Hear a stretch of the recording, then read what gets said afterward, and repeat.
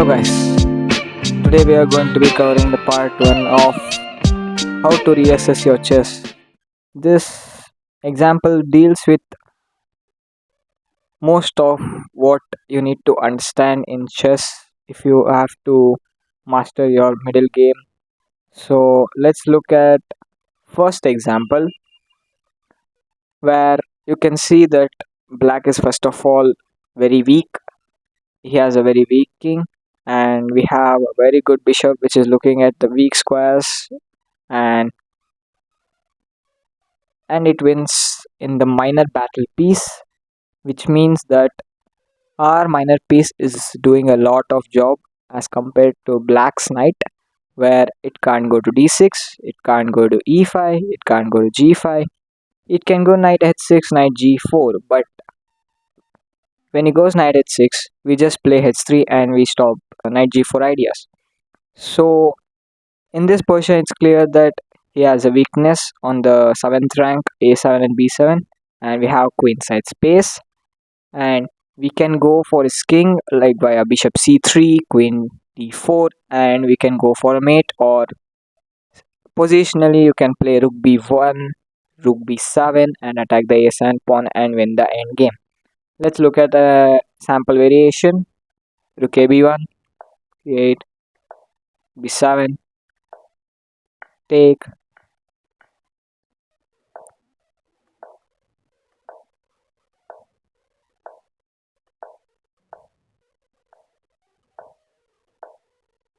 and here black can resign because next rook b8 and we are queening.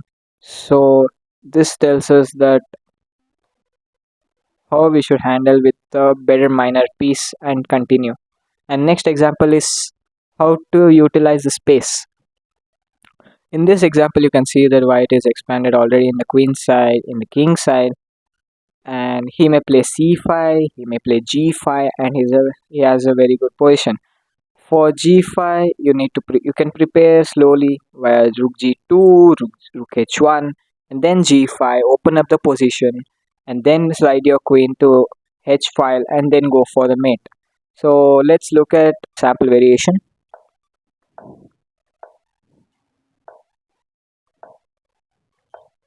We block the queen side so that there is no problems for our king, and next we continue with our plan.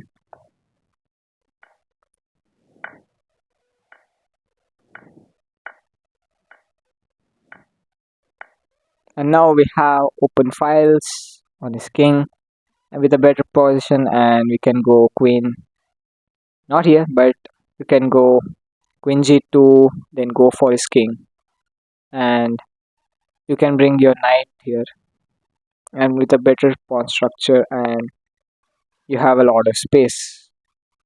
So let's go to the next example where you have a knight which is actually not doing anything in this position, and his bishop is trapped in his own pawn structure and his pieces.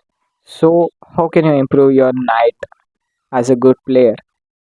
Normal player just play g5 and try to open up the position normally, but it's a risk to your king also that it's in an open position.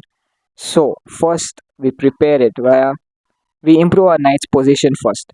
Knight e2, heading towards e6 square or d5 square via knight f4 and knight d5 or knight e6. When your knight is on 6th rank, it covers and it does a lot of job of in your opponent's territory. So it's better to have your knight on the 6th file, where h6, knight f4, a6, and in this position you can continue at g5 in now because your knight is already doing a lot of job, so you can continue. Next comes king safety, and in this example it's a example of my game only, and where it is a common position in Caro-Kann, and it's a common trap in Caro-Kann, but lot of players miss this, where you can think for 2 minutes and then you can continue. I hope you have found the move. knight f7, king into queen e6. Wherever he goes with his king, king e8, king f8, or king g7. Our next move is only one more, which is queen f7 mate. If king f8, then queen f7. If king g7, queen f7 is a mate. So you have to take care of your king's safety if you have to become a good player in chess. So next, example of my game after reading this book, where I have implemented one of the examples. Where let's take a fast recap of the position where we need to occur. And this move h6, it he his plan is simple, that if we go g4, he wants to drop his bishop g6, and then when we attack his bishop, he can go to bishop h7 and save his bishop. But this allows us to take the advantage. Bishop d3, we don't allow him to go to bishop g6 when we push g4 and take the advantage that his bishop is not placed in a actual position, and we have g4 now and creating a weakness where we go g4 bishop g6 and we create a weakness in our enemy's camp, and via queen c2 we can attack the g6 pawn, and knight e5 or knight h4 we attack the pawn, or and we have a great position after h4 queen c2 and long castle and bring another rook and open up the position. And if he takes bishop into f3 instead of knight d7, then we have a great position. Actually, we take the center, we play e4 at some point, and we have a great bishop which is a monster in this diagonal. If whenever he castles, you can go long castle g4 g5 and you have a great position. So my opponent, he went knight d7, bishop g6, queen c2, and then we go we grab the space, where here it's a tactical error where can you lose a piece because it's a tempo, attacks the queen. So my opponent played knight e7, we take space move. If he takes our bishop, we just control the center and we have a lot of space. So even knight h7, knight e5, attacking the queen and g6. So forced to take, he breaks, and suddenly he castle, where now my king is in the center, but it's not a lot of this issue because we have normal space. We keep our king on e2 and then we play g5 and open up the file and play in the h file, where my opponent just knight h5. He thought his knight is way better than my rook, but actually after, let's imagine if these pieces are exchanged, then think these two pieces for these two pieces, then just think that this knight can't go anywhere. When our king is on f2, knight can't go to g3, knight can't go to f4, knight can't go to f6, then g7. So it's basically trapped, but it's not lost. That way makes it a lot. Let's continue. Where knight d6 was a bad move because bishop d6, queen d6, knight e4, and queen d5 makes a lot of error. Where we take trade, we attack the b7 pawn.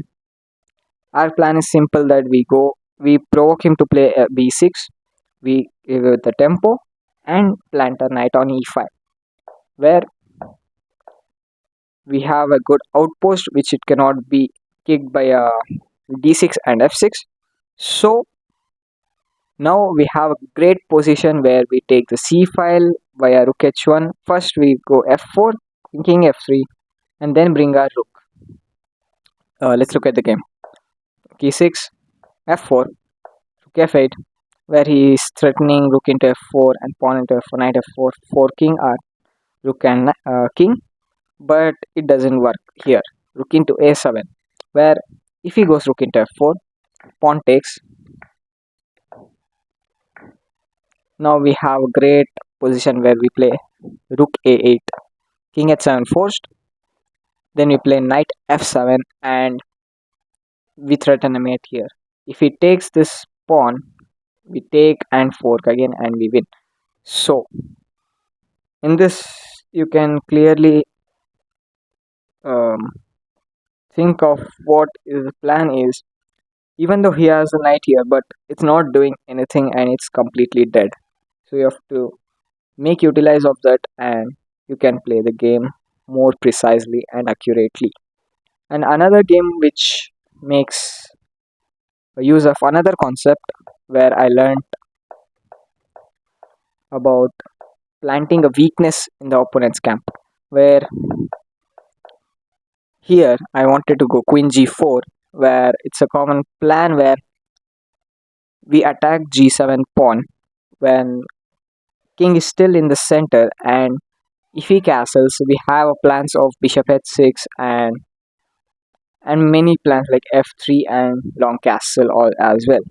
So he goes for the g5 where we have to look after, where he attacks a bishop, but you can go queen h5 where threatens a mate and it forces him to play rook f8, knight into e5. So takes bishop f6. The main position where I need to say about is bishop into e5 was a great blunder, because what he thought was bishop into e5, f into e5, knight into d2, king into d2.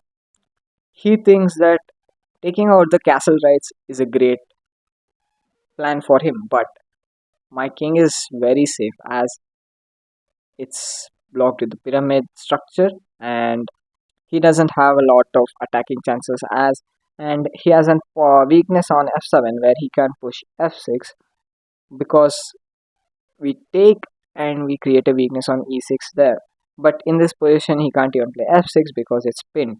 So even queen e7, we give rook f1. If he castles then we take the pawn on f7. So rook f8, rook f6, we provoke him from playing f6 at any point of time and we plant our rook on f6. So bishop c6, bishop rook f1, a5, and